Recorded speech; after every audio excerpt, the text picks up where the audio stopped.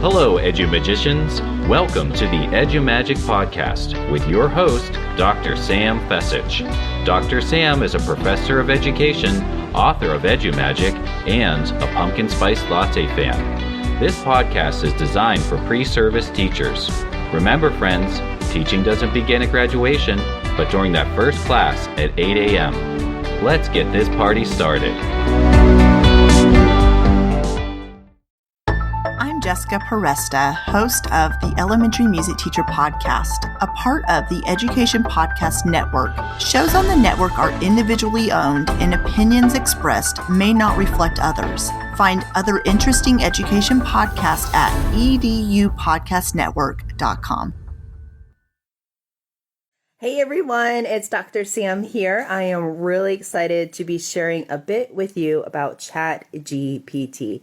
Now, this is still a new tool for me, so I'm exploring it, but I'm excited to share stuff that I found out about this really cool AI program.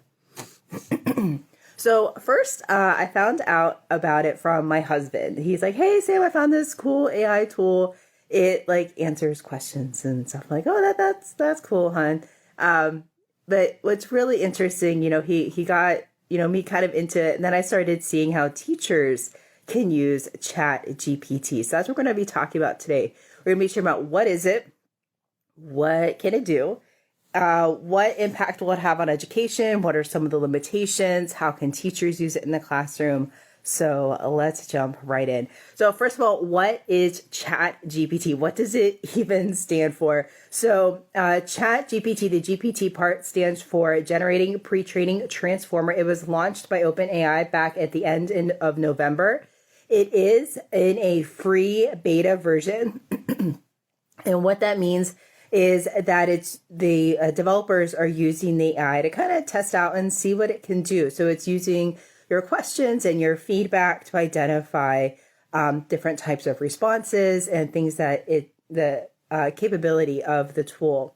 So it's it's an AI chatbot that you can interact with, and you've interacted with chatbots before. I'm sure on your favorite websites, you have seen chatbots pop up and say, hi, how can I help you? The thing is with chatbots on different websites, they only search different knowledge bases.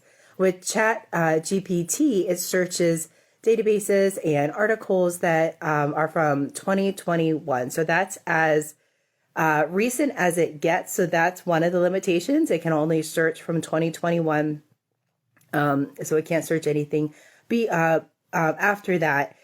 So that's interesting. And then another part is that with traditional chatbots, it uses the different knowledge bases and things like that. But Chat GPT can search articles and, other things from the internet to find its answer. So it can search the internet to find its response.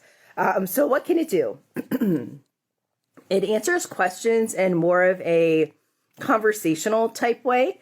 So instead of like a traditional chatbot, responding with pre-made questions and pre-made answers from their from their knowledge base, Chat GPT is more conversational. It's like interacting, in a conversation with somebody. It can answer questions like a 5-year-old explain to me string theory, like a 5-year-old explain to me, or write an essay from a teenager perspective. So those types of things, like from different types of ages. It can give you recipes. It can write a different ending to Lost. I mean, I was a big fan of the original Lost ending, but it can write an alternative ending to Lost. It can write HTML code. It can generate different types of responses. It can, it will never give the same response twice, which is really interesting and something we need to be aware of as teachers.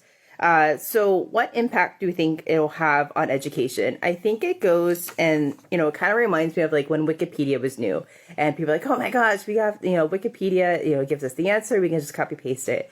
I think being teachers in this digital age, we need to be able to help our students think through the tool. How can we use it? It's not just copy paste, but instead, how can we add to it? How can we critique the response? What could we do to add examples? All those types of things. So really thinking through how we're going to use it in the classroom, not just as a copy paste tool, because this is just the beginning of AI, to be honest, and thinking about, do we really want to ban it just like we did Wikipedia in the beginning? Instead of banning it, let's help our students work through the tool. So we might want to reconsider assignments, reconsider questions or writing prompts or assignments that we're giving students. I mean, the old saying, if you can Google it, is it a good question? So being able to think through our practice and being reflective on our practice is pretty important. There are some tools out there that are working to detect AI, if AI developed a response. So there's one called GPT-0 and GPT-2 output detector. And what they do is you can copy the text that, somebody turned in for a discussion post or for a paper, and it'll detect if AI helped to create that piece. Now, they aren't perfect. Turnitin will not, as of now, will not detect text from Chat GPT, but you never know. So it's really important that we help our students work with the tools, not, banning them. So there are some limits to Chat GPT. Again, the data is from 2021. It can make stuff up if it doesn't know the answer. So for example, my husband asked, which one's bigger, a banana or a cat? And it said, a banana is bigger than a cat. Not really. But it learned. So it actually came up with another answer, depending on size and weights, all these things. So it can make stuff up. If it doesn't know the answer, it might say, hey, I'm sorry, I can't help you with this. I don't know the answer to that. It does not cite it where it gets its information. The information could be biased. So it's important to have a critical eye when we're reviewing the content in the Chat GPT response. So what can it do for teachers? Let's talk about that. So it can write lesson plans. Now, I do not recommend you going in and say, hey, write a lesson plan for third grade math, because Chat GPT does not know your students. You know your students. I think just like with Wikipedia, it's a good place to start to get a base knowledge, but you add that personal touch to it. You add in and tweak it and make it something that's going to work for your students in your classroom.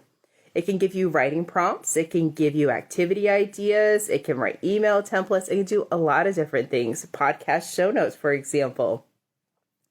But for teachers, I've seen, so Tyler Tarver from the Tarver Academy, he showed how it can write word problems, which is kind of cool.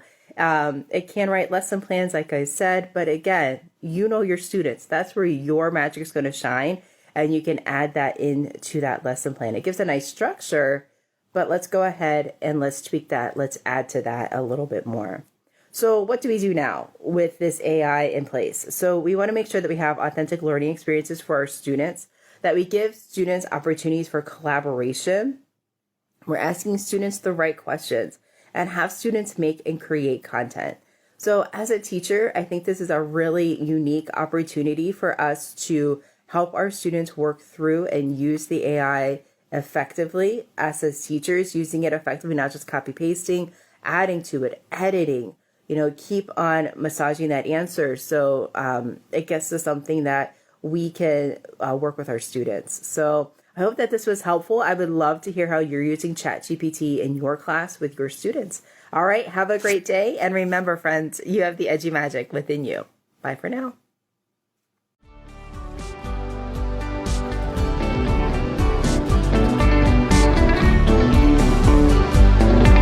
And there you have it, EduMagicians. If you enjoyed this episode, please subscribe and share it with your friends.